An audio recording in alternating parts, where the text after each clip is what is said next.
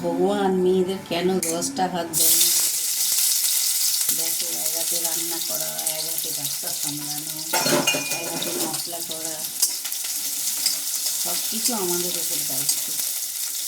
ভগবান 8-10টা হাত দিতে পারতো আমাদের, বলো? মেয়ে ছেলেদের ঘাড়ে এত যখন দায়িত্বই দিয়েছে, আরও 2-4টা হাত দিতে পারতো, দিয়ে দায়িত্বটা দিতে পারতো। বেটা ছেলেদের তো কোনো দায়িত্ব নেই। সকাল হলো, ভাতের থালা বসলো, খেলো, চাকরিতে চলে গেল। যত দায়িত্ব মেয়েদের, বাচ্চা সামলাও, বাচ্চাকে স্কুলে দিয়ে আসো, সব কিছু মেয়ে ছেলেদের সামলাতে হয়। তাহলে আর 10টা হাত দিতে পারতো, বলো? ভগবান কেন যে দেয়নি জানি না। ভগবানকে যদি দেখতে পেতাম, জিজ্ঞেস করতাম, কেন মেয়েদের এত কষ্ট দিয়েছ?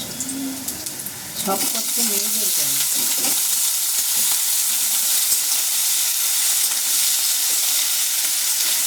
মেয়েদের ওপরে যত অত্যাচার, কিছু দোষ করলে তাও মেয়েরা বেশি, দোষ না করলেও দোষ।